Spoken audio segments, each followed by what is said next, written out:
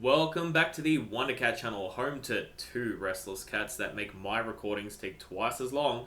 Today we cover a list that isn't Pauper inspired. How surprising. It was one of my favourite decks to come out of Constructed in a while. That is, of course, Kimera from EX9. This card, both its regular art and alt art, look amazing. Man, yeah. The card itself is really fun to build around. EX9 gave us 5 different version archetypes, and by mishmashing them together, one could create the ungodly abomination that is our Kimera.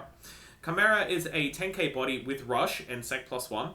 He is white of all things, and on play or when digivolving, throw a level 4 or lower DM trait Digimon from your trash underneath it as its top Digivolution card, then delete a Digimon an opponent controls with the same color as one of your materials.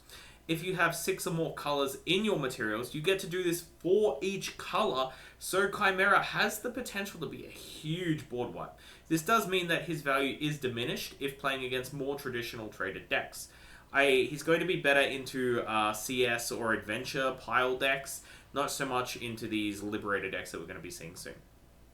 He also has a all turns effect, gaining 1000 DP for each color in his materials, often making him a 14 to 16k threat minimum, which is just pretty good.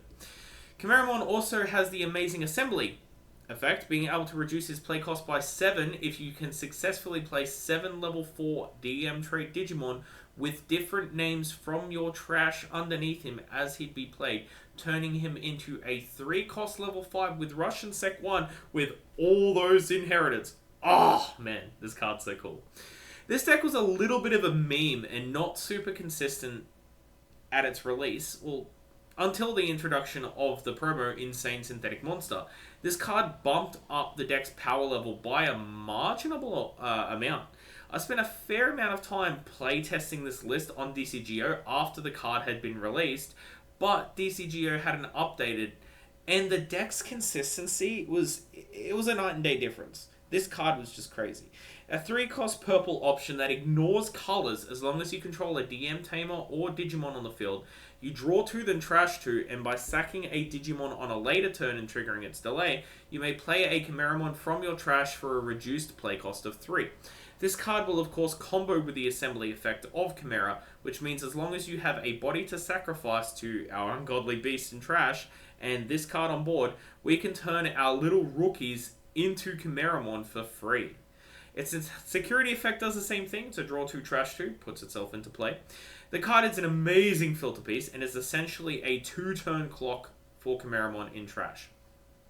We obviously want to use this to trash at least one Kimera, but more importantly, throw our level 4s so that we can get to that 7 level 4 number to be able to assemble Kimera out for free. We do also run 3 copies of EX1's Analog Youth because it's basically a cheaper version of this card. A 2-cost tamer that on play reveal the top 3 cards of your deck, add 1 Digimon to hand, trash the rest. This gives us even more filtering options, allowing us to add our Kimera to hand or send it to trash as necessary. Analog Youth also has an all turns effect, granting us the memory and hatching into our breeding area whenever a level 5 or higher Digimon we control with Digivolution cards is deleted. We do have to suspend it. Unfortunately for us, Kimera is a glass cannon. This card has no true built-in protection, so Analog Youth helps us out a little here, giving us some added tempo in the event that something horrid happens to our big boy. And let me tell you, something will happen to him. 3 copies of Analog Youth seems to be a good number here, since we already played the playset of Insane Synthetic Monster. One of the arguable benefits to this list is that it's not very tamer reliant, though it does mean that we have the potential to get memory starved. But again, the later the game goes, the better it's going to be for Kimera. To help with the lack of memory, we're going to invest in 3 copies of Meat, EX9's very own version of the traditional training cards. A 2-cost option ignoring color requirements as long as you have a DM Tamer or Digimon on the field. On play, draws you 1, and at a later turn, by delaying, throw a card underneath one of your DM traded Digimon as a face-down material, digivolve it up for 2 less. This is essential for any DM deck to function, since so many of our effects rely on and benefit off the mass tucking of face-down materials that cause our abilities to scale significantly. Sadly, this card being a rare means it's unplayable in Pauper. It really dampens the strength of DM decks, but I digress. When checked in security, draw 1, put it into play. Pretty good. Meet is an amazing turn 1 play, putting your opponent to 2, drawing a card, and setting yourself up for a later pop-off turn. You'll notice that between our non-Digimon cards that we have so far covered, all of them are utility-based and don't really offer a lot of protection and security, and that is a fatal flaw to the deck. The deck requires you to use Kimeramon's on-play effect to nuke your opponent's board and his stickiness to ensure that even if he's removed, you can simply play out another the following turn and continue removing threats that may target your security. We also run 3 copies of EX9's Analog Youth because the card is our only real way to keep up with other traditional decks. A 3-cost white tamer that at start of main you can put a card from your hand face down under one of your DM trait Digimon as its bottom material, and whenever a face down material is placed under one of your Digimon, you may suspend Analog Youth to gain a memory. Then, if you have 7 or fewer cards in hand, you can draw 1. Opponent's turn, all of your Digimon with face down materials gain reboot. So Analog Youth gives us some nice consistent memory gain, but the tucking effect is his most important part of the card. By using this each turn, we're able to put level 4's face down into our stacks, and when it inevitably dies, all of those cards are going to go to trash, setting up our future Kimeramons for success. The bonus reboot on the card is also hilarious because it doesn't state DM Digimon specifically. I've made an absolutely unhinged list that used Gallant X as the top end, and that card getting reboot is just not balanced at all. Bonus points to this Analog Youth as well for having Mamemon in the art. I love my boy Mamemon. Next on our setting up Kimeramon for success list, we're going to be playing the playset of Skullgreymon. He's a traditional 7 play cost 7k body, version 2 traded, digicost of 3 on any DM. When digivolving or on play, trash cards from the top of your deck equal to the number of his face down materials, then you may return a DM trait Digimon from trash to hand.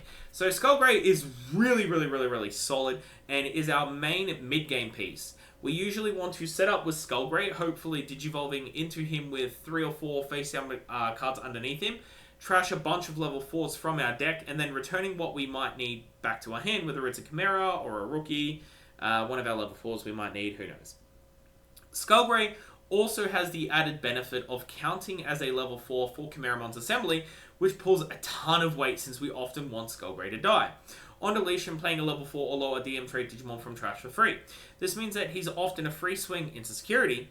If he dies, he fills up our trash with more of those face down materials and other inheriteds, more level 4s, and we get to play out a level 3 or 4 for free. If he doesn't die to the security check, you can sack him to an insane synthetic monster to play Kimeramon from trash for 3 less, which again allows us to play a level 3 or 4 for free from his on deletion, which again means it's a potential free played Kimeramon if we can assembly him. His inherited is the same reanimation effect. Everything about the card is useful. I do wish he stated that he could add DM traded cards to hand after trashing from deck and not just Digimon, but I guess recycling your Insane Synthetics or Trash Tamers was too strong. Considering we are in a format where decks are winning as early as turn 3, it is what it is. The deck runs a version 2 shell because I think version 2 is just built different and so many of the cards are just great at what they do. We play the playset of Gabumon, an on-play searcher, digging the top 3, adding any DM trait card to hand, and then placing a Ver 2 trait card underneath it as any of our face-down materials, bottom decking the rest. He also has jamming as an inherited. It's a basic blue rookie thing. Gabumon is very often our go-to rookie to play after landing a Kimeramon on board, since he helps us get to a face-down material underneath Chimera, which allows us to give him reboot with our EX9 Analog Youth. Very often, you'll want to sack your Skullgrey to an insane synthetic monster, playing out a Kimeramon for free, then reanimating your Gabumon from trash off your Skullgrey's on deletion, getting reboot online for Kimera so he can safely swing for 2 checks and not be suspended during your opponent's turn. We'll also play 3 copies of Elecmon because we need a decent portion of training rookies to get our trash filled up with all those face-down materials. His inherited, reducing the opponent's security Digimon DP by 3k is not all that bad, especially if you stick multiple, or if you have a couple random rookies to potentially swing with, keeping them alive due to this inherited alone. Still easily in my top 3 favourite arts of all time, Elecmon bumps up our Ver 2 trait cards, gives us a yellow rookie we can tuck under our Chimera when played or digivolved into. Reboot on Chimera isn't nearly as important as what it would be if we didn't have blocker, so to ensure we can use him as a huge wall, we're going to play two copies of Sukumon. He's one of our failure level 4s, allowing us to end of turn by tucking 3 version 3 trait Digimon from trash underneath him as our face down material. We can Digivolve into a version 3 in trash or hand, being Kimera. This gives us another way to get face down materials under our Kimera, though at a very heavy digicost of 5. We primarily play Sukumon for that blocker inherited, and we do need multiple black level 4 sources since there are no black level 3s in the DM archetype. This is where the color ratios for the deck come into consideration and where cuts and overall personal preference comes into play here. Since the deck is purely up to personal preference in how it's made, because every level 3 and level 4 DM traded mon can be played in this list, knowing what your colored ratios are and controlling where they are is half the battle. Because we don't have any black rookies, we need to run, on average, more black level 4s to make up for this discrepancy, so whenever we go to assemble our Chimeramon, we should always have at least one black body in trash to put into his Digivolutions, so we can always just board wipe everything, assuming we have 6 colors. I'll be going over our ratios at the end of the video just so you have an idea on how it looks for those not actively paying attention to this important detail. One of the many benefits to Kimera's fragility is the fact that quite a few of your level 4s have really solid on-deletion effects, and with the inclusion of Rareimon we get an on-deletion D-Digi-1. This card is purely in here for color and inherited alone. He's another failure end of turn Digi-up, but since our level 5s are only version 2, Skullgray, and version 3 for Kimera, the text on Rareimon when on board is irrelevant. Our last black inclusion is a single copy of Monochromon, a version 1 body that on play and when attacking by tucking a card from your hand underneath him as his bottom material, the Digi-1. This card is much better than Rareimon, and I'd run 2 of this in a traditional list, but since assembly requires unique names, we've got to spread the love. Monochromon also gives us another blocker inherited, and he has training too, so early game we can always keep him in raising and continue training on him if necessary. Our version 1 rookie is going to be a single copy of Agumon. He has the same effect as Gabumon, digging 3 for any DM trait card, adding it to hand, and then putting a version 1 trait card revealed this way under any of your DM trait Digimons rather than version 2 like Gabumon. His inherited is just your turn plus 2k, probably the worst part about the card. We run Agumon as a color fixer when assembling our Kimera just in case we don't have a red level 4 tucked underneath it. Similarly, we're going to play a single copy of Patamon for the same reasons. It's a version 3 searcher with barrier inherited. We play it in the unlikely event we don't have Elecmon or a yellow level 4 in trash when assembling Kimera. The barrier inherited is also a nice inclusion in this list. Our next rookie, a single copy of Kunemon. It's a version 3, bumping up our valid targets if we're crazy enough to use Sukumon's end of turn effect. It's primarily used as a training rookie. It gives us access to piercing, which can be useful if your opponent has a suspended Digimon when we go into our Kimera, or if we want to tuck this under, if we have access to a single copy of Tuskmon. Tuskmon is a level 4 training. When digivolving and when attacking once per turn by tucking a card from your hand underneath it face down, deleting a level 4, a 4K or lower body. It's a worthy inclusion due to his raid inherited, which works incredibly well with that piercing. And we could get raid from EX9's Biomon and swap out Agumon, but again, this is more or less personal preference. Our other level 4, a single copy of Greymon, is a 5k body with training. It's got the same inherited as Agu, just a your turn plus 2k. When attacking by placing the top card of your deck face down underneath him, he's going to get plus 1k until your opponent's turn ends for each face down material.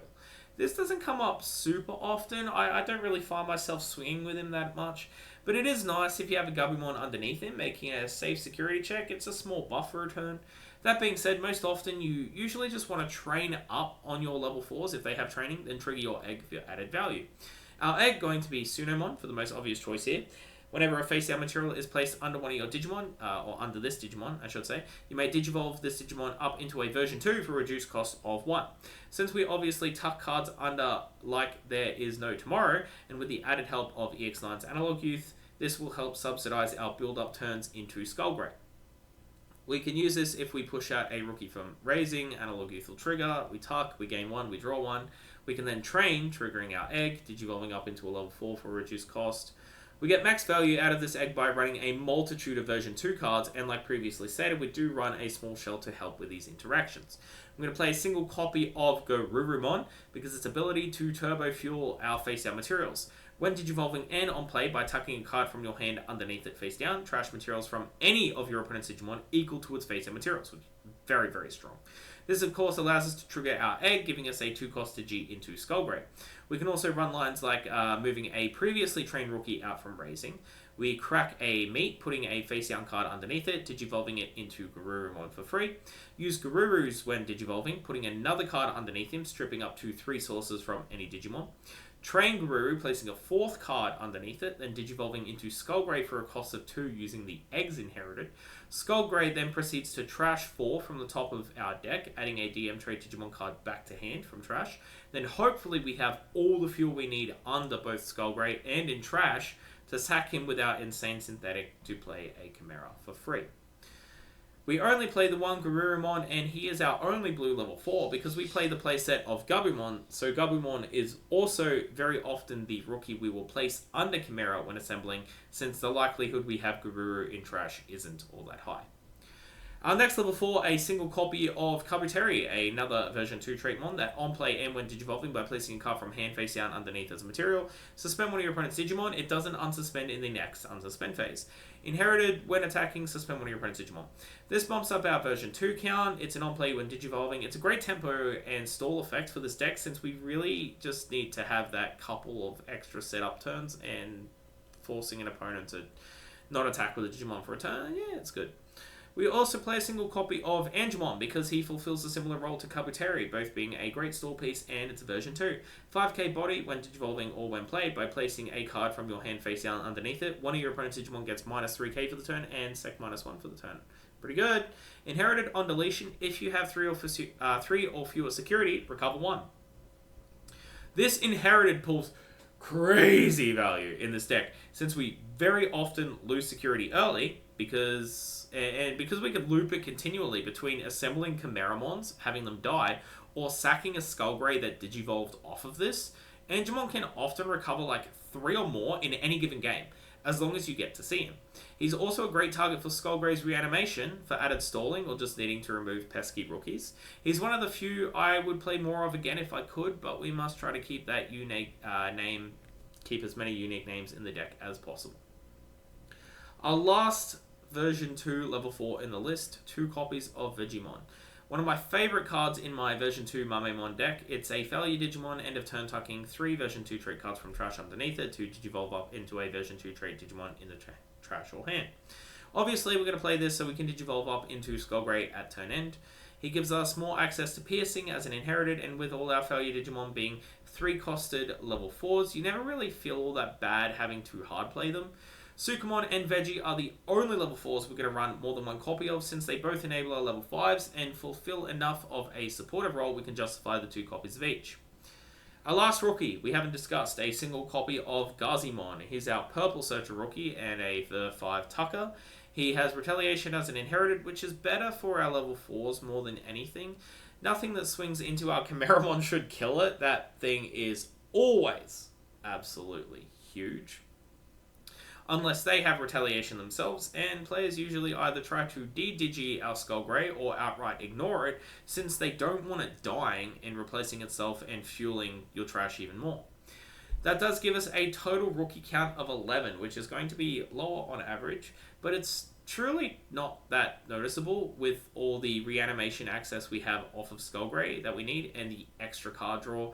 That 11 count also gives us more slots to run more level 4s.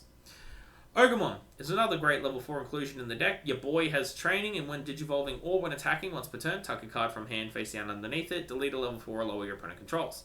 Again, we aren't usually swinging with our training champions, but we do get good value out of this with its when attacking inherited, drawing 1 and trashing 1, because the deck needs more filtering power, right? Ogremon is another great level 4 we can digi our Skullgray from, allowing us to swing aggressively, draw more cards, fill up our trash faster, and speed our way to the late game. Our last yellow inclusion in this list, a single copy of Unimon, another training champion that when digivolving and when attacking, by placing a card face down underneath it from hand, if you have as many or fewer security cards, then it has face down materials, recover 1. Again, this can help keep you in the game, but we don't often want to swing with this unless we've got Gabumon underneath him for that jamming inherited. Unimon is a small 4k body, and often we're just going to want to train with him, hopefully trigger our Sunamon egg, and then Digi into a Skullgrave for a reduced cost.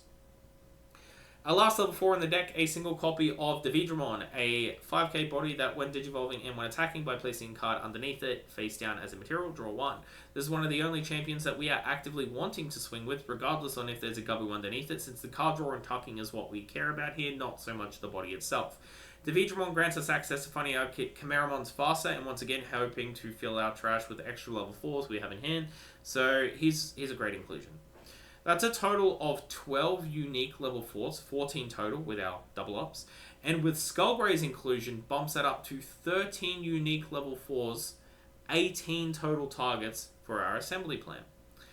This particular number 2 means that we are granted the potential to assemble 2 Kimeramon on board at the same time.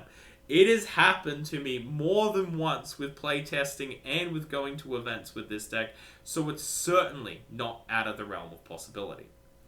Now, for the 2 spicy inclusions, we're going to play 2 copies of Kresgururu Ace. This is kind of a don't really want to run it, but we have to type deal. There are going to be times where we can't get rid of something that was played after Kimeramon hits the board, and very often, if the opponent has the ability to keep Kimeramon from suspending, he loses the majority of his pressure. Kres allows us to pull a sneaky on the opponent, having interaction and removal during our opponent's turn, because we don't have security threats. Outside of Kresgururu, there's not a lot that we can do. It's basically just solitaire. We're going to do all of our stuff during our turn and hope we can win, you know. This deck it's its own worst enemy. It constantly draws 500 cards a turn, trashes everything, and can deck itself out fairly quickly. To help avoid that situation, we're going to be playing 2 copies of Paladin mode.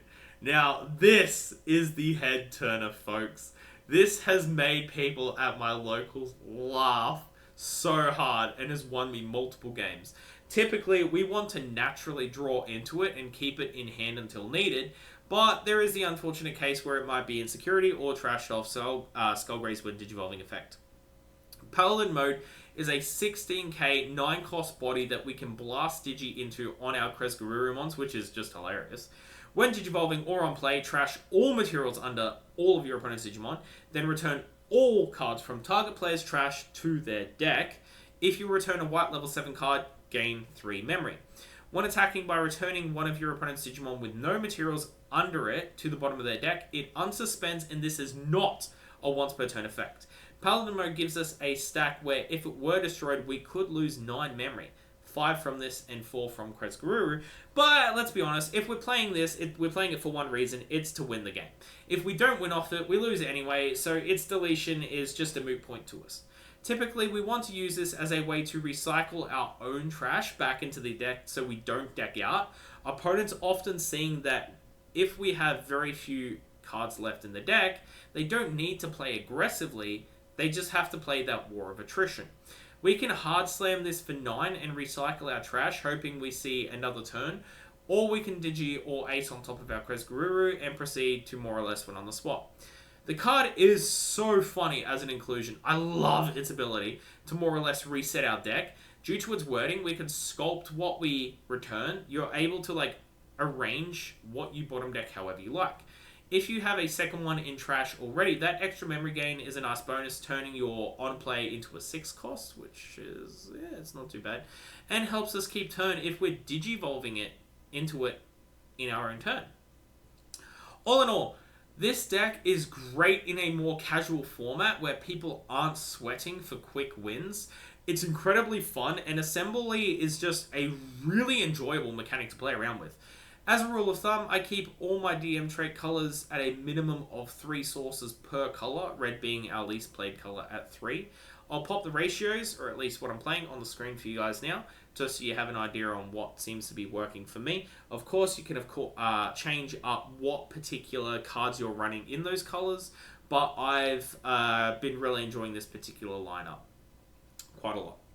It gave me a reason to use all my pretty EX9 limited foils, and with its chaotic playstyle, it's surely an insane monster of a deck to take to your locals. Thank you all for watching, for listening, and I'll see you in the next Wondercat channel video. Ta ta.